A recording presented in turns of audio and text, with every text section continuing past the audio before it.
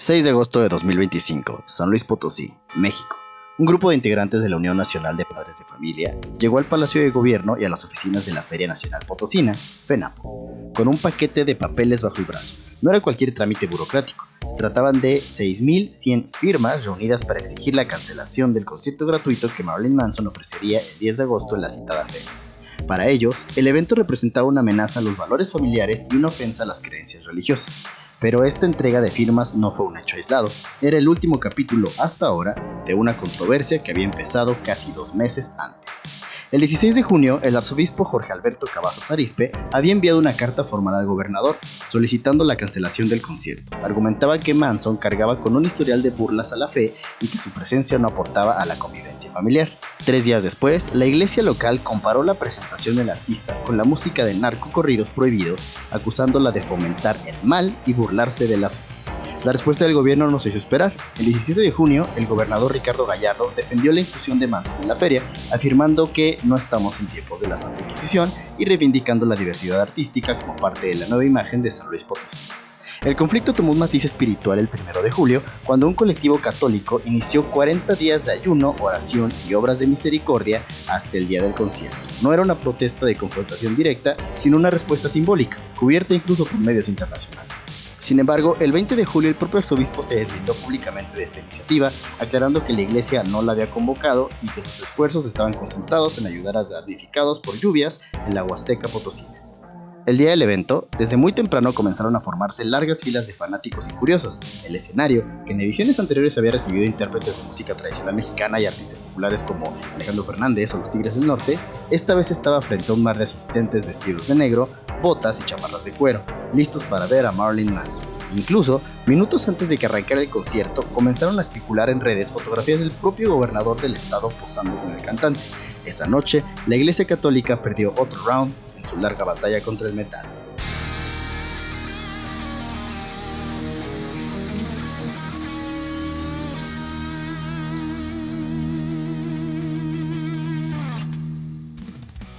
Esto es Riffs con Historia, podcast que pretende dar a conocer lo que hay detrás de las grandes canciones, álbumes y bandas del metal, el rock y otros géneros relacionados, analizando lo que les dio origen, así como su relación con la historia, literatura, filosofía, arte y ciencia. Mi nombre es Isaac R. Cuayagüit y les doy la bienvenida al episodio 18, La Iglesia Católica contra el Metal. Antes de continuar, quiero decirte que si es la primera vez que nos escuchas, o si ya sigues el contenido pero no te has suscrito, dale click al botón de seguir en YouTube o Spotify. Esto nos ayuda muchísimo a seguir creando semana a semana episodios. Y si ya estás suscrito, gracias por seguir nuestro contenido.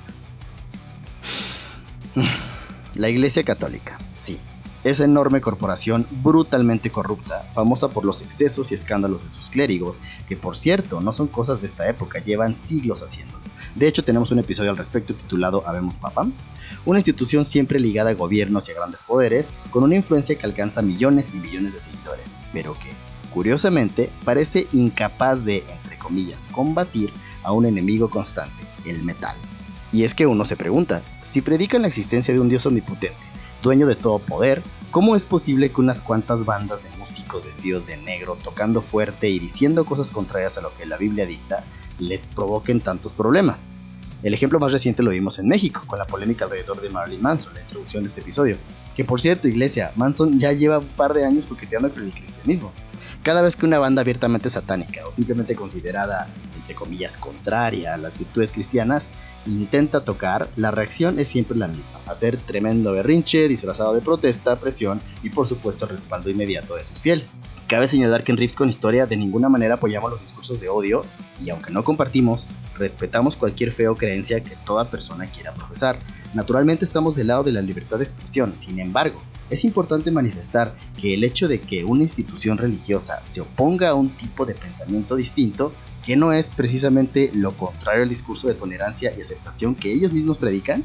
En fin, ¿qué nos dice la historia de este eterno conflicto entre la Iglesia Católica y vamos a llamarle la música rebelde? En la Edad Media, la música no solo era arte, sino también un vehículo espiritual profundamente vigilado por la Iglesia. Entre los misterios sonoros de la época había un intervalo específicamente temido, el tritono, compuesto por 3 tonos completos, por ejemplo de do a fa sostenido. Su sonido resultaba disonante, inquietante y para muchos oídos medievales, francamente antinatural. En el contexto del canto gregoriano y la teoría musical de la época, este intervalo se evitaba a toda costa. La razón no era meramente estética. Teólogos y músicos lo apodaron el Diabolus in Musica, el diablo en la música. Algunos clérigos incluso sostenían que su uso podía provocar pensamientos impuros o, en el peor de los casos, abrir puertas al demonio mismo.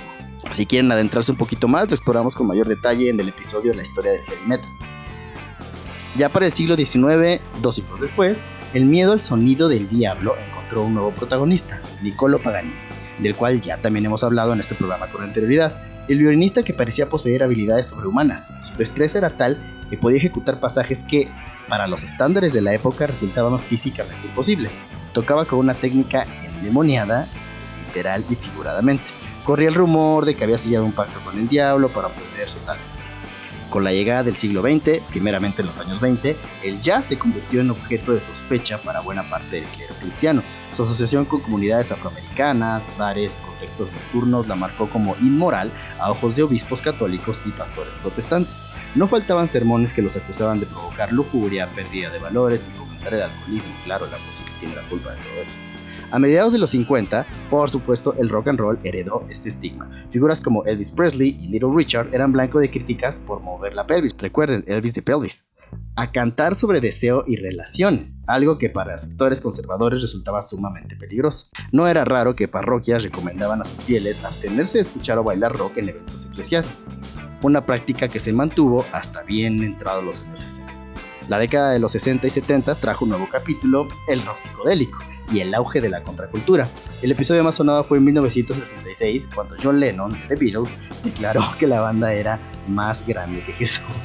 La frase desató un escándalo mundial, con la iglesia condenando públicamente el comentario. En países como Estados Unidos y México se organizaron quemas de discos, bendecidas por sacerdotes, en un acto que mezclaba censura moral y espectáculo mediático. Al mismo tiempo, grupos como Led Zeppelin, Black Sabbath o The Doors comenzaron a verse señalados como portadores del simbolismo cultista, anticristiano o pagano. Para la mirada eclesial no se trataba solo de música, era una batalla cultural en la que el escenario se convertía en altar y el rock en su supuesta liturgia prohibida.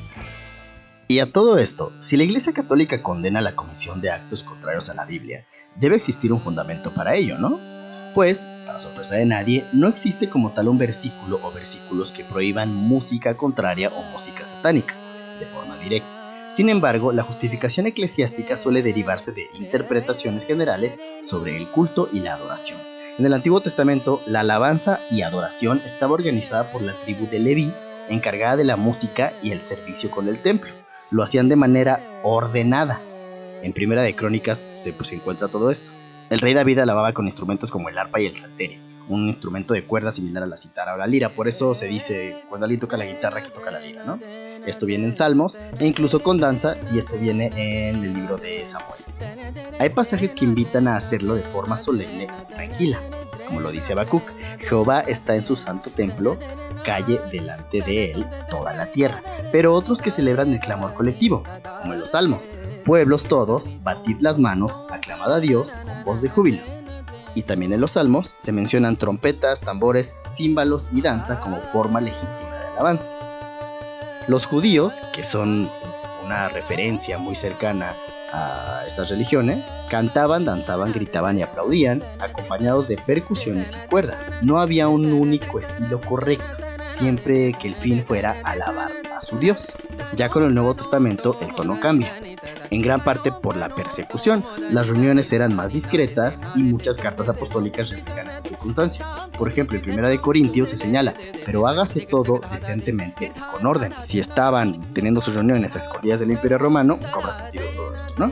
La tradición católica interpreta que Pedro, a quien los católicos se sacaron ahí de las patas, que es el primer papa, y Pablo promovían un culto más sobrio, aunque esto se relacionaba con prudencia ante el riesgo de ser descubiertos que con un mandato sobre estilos musicales.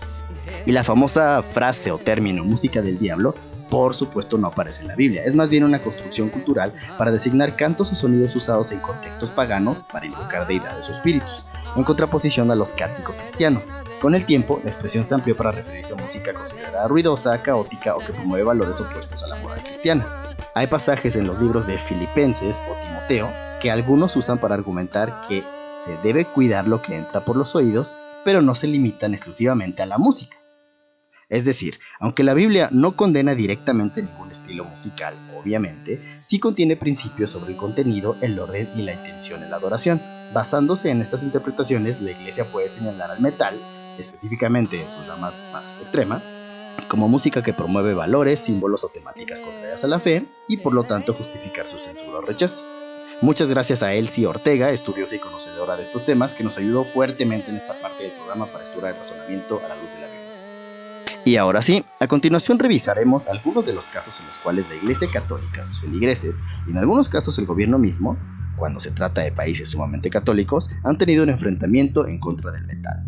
Sobra decir que seleccionaremos algunos de varios casos que hay, ya nos dirán ustedes en los comentarios que otros casos también creen que son dignos de comentarse. 1. Marilyn Manson. El primer caso de la iglesia contra el metal es el que ya detallamos en la introducción de este episodio, donde vimos que los esfuerzos por impedir el concierto que finalmente fue llevado a cabo el 10 de agosto, sin contratiempos, y de hecho se comenta que estuvo increíble.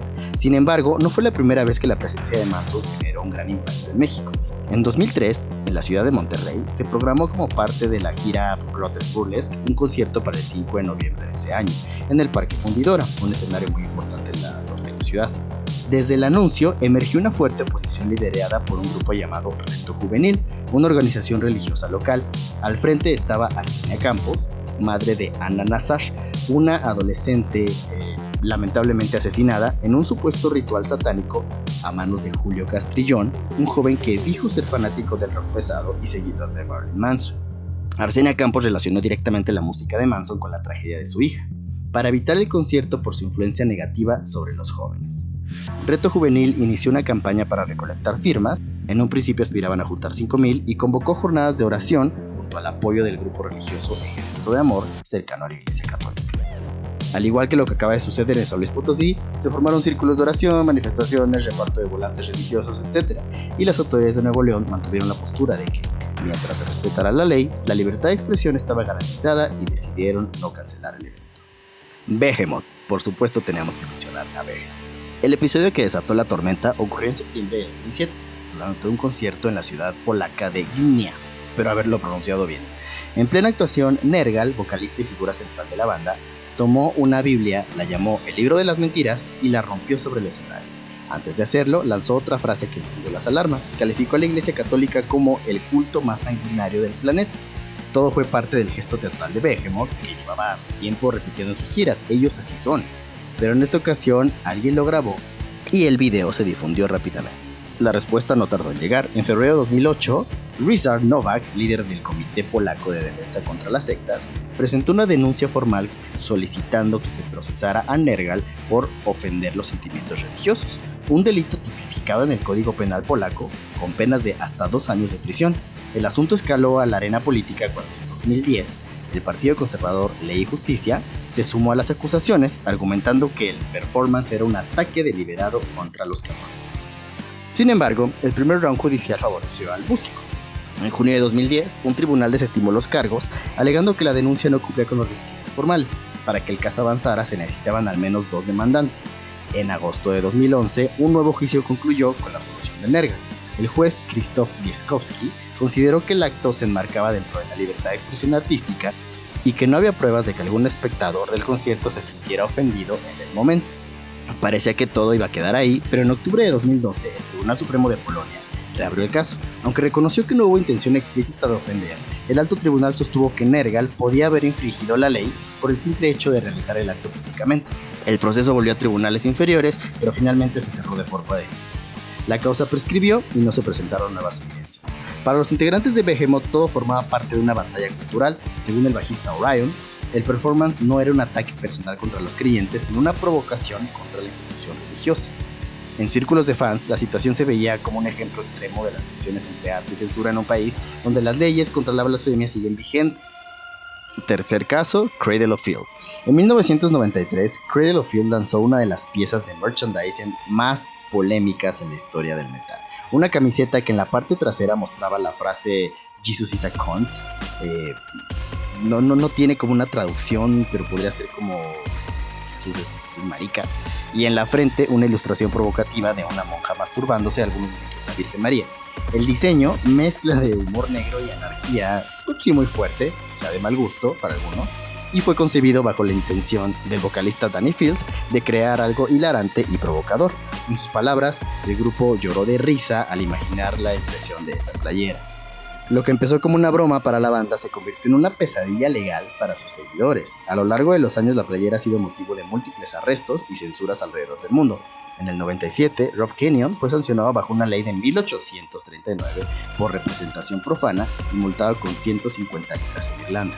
En 1999, un fan que llevaba la camiseta fue arrestado, y aunque el caso se desestimó por considerarse de no interés público. En Dover, el baterista de la banda Nicholas Barker fue detenido por desorden público mientras portaba la playera, pasando una noche en la cárcel. En 2004, Dale Wilson fue arrestado por conducta ofensiva agravada por motivos religiosos y también multado. Y en 2005, otro joven fue condenado bajo las leyes anti-odio que prohíben mensajes insultantes hacia religiones. En Glasgow, por orden del Lord Provost, Tower Records fue allanada y obligada a retirar la playera tras quejas públicas. Y en 2008 el gobierno de Nueva Zelanda prohibió formalmente su venta, argumentando que la combinación de imagen y texto causaban un daño al bien público. Y aunque la playera lleva décadas en el imaginario metalero, su impacto no ha disminuido. En 2015, durante una exhibición en el Canterbury Museum en Nueva Zelanda, una mujer intentó borrar la imagen con aerosol, pero la pieza estaba protegida tras un vidrio. 4. Gorgoroth, una banda de black metal también. Tanto Behemoth, Cradle of Filth, Gorgoroth, todos son del subgénero de black metal, para sorpresa de nadie. En el año 2004, durante la gira de su álbum Twilight of the Idols, la banda noruega Gorgoroth, uno de los nombres más extremos y polémicos del black metal, realizó una parada en Polonia. Ahí vamos con Polonia de nuevo, específicamente en la ciudad de Cracovia. Polonia es un país donde la Iglesia Católica tiene un peso cultural e histórico enorme, lo que ya predecía que cualquier acto de provocación religiosa generaría relaciones intensas, como ya lo vimos en el caso de Behemoth. El concierto, grabado para un lanzamiento posterior en DVD, no fue una presentación común, se le denominó como una auténtica misa negra en vivo. El escenario del estudio Leg fue transformado en un altar de sacrilegio y blasfemia. ¿Qué es lo que había en el escenario? Cruces invertidas y crucifixiones humanas gigantescas. Se instalaron crucifijos gigantes con modelos humanos desnudos empalados en una parodia explícita al sacrificio de Cristo. Cabezas de ovejas empaladas. No eran de utilería, eran cabezas de ovejas reales adquiridas en mataderos, colocadas a lo largo del escenario y manchadas con sangre para crear una atmósfera ritual, oscura y brutal. Los miembros de la banda vestían atuendos rituales, portaban antorchas y símbolos invertidos y utilizaron cálices con sangre durante la actuación. Y obviamente la música brutal. Gorgoroth interpretó temas que combinaban la velocidad extrema con una atmósfera opresiva, reforzando la sensación de sacrilegio, Gorgoroth siendo Gorgoroth.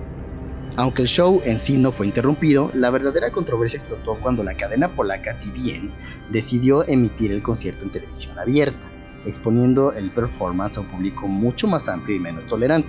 Por supuesto, las consecuencias fueron inmediatas. La fiscalía polaca abrió una investigación por 2 cargos graves: ofensa a los sentimientos religiosos, mismo delito del caso que vimos en el 1. Según el artículo 196 del Código Penal polaco, protege la fe católica y otras creencias contra insultos públicos. Y 2, crueldad animal, debido a la exhibición de cabezas reales de ovejas supuestamente sacrificadas para el espectáculo. Grupos católicos y conservadores exigieron sanciones ejemplares y vetos para la banda. Activistas de derechos animales se sumaron a la denuncia, denunciando maltrato y abuso en la obtención y exhibición de restos animales. Aunque Gorgoroth ya había regresado a Noruega cuando se inició esta investigación, el promotor del concierto, Krzysztof Rakowski, fue interrogado y enfrentó cargos por permitir el espectáculo en esas condiciones. Las autoridades polacas argumentaban que la escena violaba varias leyes, pero enfrentaron dificultades por tratarse de una banda extranjera. Además, se declaró que las cabezas no fueron sacrificadas específicamente para el show, sino que provinieron de un matadero, lo que técnicamente no infringía la ley sobre matanza animal. Finalmente, aunque hubo fuerte condena mediática y social, Gorgoroth salió ileso, no recibió sanciones formales graves en Polonia. Sin embargo, el evento pasó a la historia como un choque emblemático en la cultura extrema del black metal escandinavo y el conservadurismo religioso de Europa del Este. 5. Rotting Christ. Rotting Christ es una banda griega pionera del black metal desde 1987. Siempre estaba en el centro de controversias debido al significado literal de su nombre, que es Cristo pudriéndose. Para muchos detractores no existe ambigüedad, es una ofensa directa a la figura central del cristianismo, lo que ha generado reacciones intensas en diferentes países. Sobra decir que es precisamente el objetivo de la banda al haber elegido ese nombre. En 2006, en Malta, durante una gira europea, la banda o su equipo promocional cometió lo que muchos consideraron una provocación deliberada. pegaron un flyer anunciando su concierto en la puerta de una iglesia católica en Malta. La reacción de los líderes católicos fue inmediata y contundente. Hubo declaraciones oficiales condenando el acto, columnas de opinión que denunciaban la falta de respeto y llamados públicos a boicotar el evento. El concierto estuvo a punto de cancelarse, pero finalmente se llevó a cabo tras cambiarse a otro recinto y aumentar las medidas de seguridad para evitar cualquier incidente.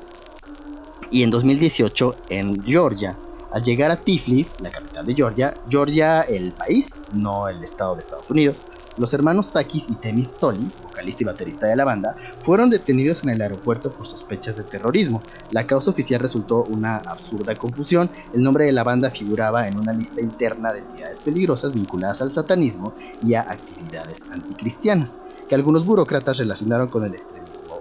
Tras varias horas de detención y la intervención de abogados y promotores, fueron liberados y, fieles a su espíritu combativo, tocaron esa misma noche en el festival previsto, convirtiendo su presentación obviamente en un acto simbólico con mucha fuerza y que representa la resistencia ante la censura. Paradójicamente, en su país natal, Grecia, no siempre ha sido un refugio para Rotting Christ. Grupos ortodoxos conservadores, que es, digamos, otro tipo de religión, no es iglesia católica, pero finalmente son parecidos, han presionado para vetar sus conciertos, resultando en cancelaciones de último minuto bajo el argumento de preservar la moral pública. El caso de Rotting Christ ilustra cómo una banda puede ser víctima de censura, boicot y malentendidos extremos basados más en su nombre y apariencia que en el contenido real de sus letras, que estas a menudo exploran mitología, filosofía y temas existenciales, en lugar de ataques directos a la religión. Sin embargo, para los defensores de la fe, el simple uso de la estética resulta intolerante, generando un choque cultural que ha marcado la trayectoria de la banda desde sus inicios. Y 6. Iron Maiden. En 1992, Iron Maiden tenía previsto tocar por primera vez en Chile como parte de su Fear of the Dark Tour, con una fecha programada en la estación Mapocho en Santiago de Chile. Para los fans, era la llegada de una leyenda viva del heavy metal. Para la Iglesia Católica chilena, una amenaza moral y espiritual que debía detenerse. Hay paralelismos con lo de México, por supuesto, somos latinoamericanos. Semanas antes del concierto, comenzaron a aparecer en criptas del cementerio de Valparaíso grafitis con símbolos satánicos y frases alusivas al metal extremo. Aunque nunca se comprobó vínculo alguno con la banda o con sus seguidores, el hecho encendió las alarmas mediáticas. El obispo auxiliar de Valparaíso, Javier Prado, dio declaraciones a la prensa en las que asociaba estos actos vandálicos con una supuesta influencia satánica de Iron Maiden, advirtiendo sobre su peligro para la juventud. El cardenal Jorge Medina, una de las figuras más influyentes de la iglesia chilena en esa época, tomó un rol activo en la campaña contra el concierto. Contactó directamente al Ministerio del Interior y a autoridades locales para exigir que el evento no se llevara a cabo. Durante sus intervenciones públicas, leyó fragmentos de letras de Iron Maiden como supuesta prueba de que la banda incitaba a la violencia, al satanismo y a la pérdida de valores, aunque omitió el contexto de esas letras, muchas de las cuales son narrativas de ficción o referencias históricas. Su discurso caló en sectores conservadores de la sociedad. La oposición eclesiástica se tradujo en acciones concretas, procesiones, vigilias de oración y misas de desagravio, una práctica ritual que buscaba reparar las ofensas contra la fe. Paralelamente, la opresión política derivó en que el recinto de Estación Mapocho fuera retirado del calendario oficial por otros eventos, supuestamente una actividad municipal que nunca se concretó, por cierto. La productora encargada del concierto emitió un comunicado hablando de circunstancias complejas y confirmó la cancelación. El mensaje implícito era claro: las presiones externas habían ganado. Aquí la Iglesia Católica sí ganó este round. Y para finalizar el programa, hablemos de una leyenda que, así como hemos visto el actuar de la iglesia y sus seguidores más extremistas, bien pudo haber sido realidad. Y la historia, por supuesto, está inspirada en los innumerables casos de represión del pensamiento distinto que eternamente ejerce el poder eclesiástico, y en este caso dio origen a una de las bandas más experimentales y originales que el metal haya visto: Diablo Swing Orchestra. Corre el año 1501 en algún lugar de Europa. Una misteriosa orquesta clandestina ofrece conciertos ilegales. Su música es completamente diferente a todo lo que se escucha en las cortes y en las iglesias. Tiene cuerdas enloquecidas, percusiones salvajes y voces que parecen salidas del infierno y el paraíso al mismo tiempo. Estos músicos visionarios, transgresores, comienzan a atraer multitudes y atención indeseada. La Iglesia Católica, a través de la Santa Inquisición, los acusa de herejía y de usar la música para convocar fuerzas demoníacas. Sus letras, sus sonidos disonantes y su mezcla de géneros no son tolerables para la moral de la época. Lo que realmente se dice es que la gente dejaba de ir a las misas para ir a ver a la orquesta. Los miembros de esta orquesta son perseguidos, capturados y ejecutados, pero antes de morir hacen una promesa: nuestra música regresará y será más poderosa que nunca. 5 siglos después, los descendientes de aquellos músicos malditos comienzan a soñar con melodías que jamás habían escuchado, las voces de sus ancestros los llaman. Y así nace Diablo Swing Orchestra, en Suecia en 2003. Según su propia narrativa, los miembros actuales son los bisnietos y tataranietos de esa orquesta prohibida y están cumpliendo la profecía. Su misión: traer de vuelta al mundo esa música que la Inquisición no pudo destruir.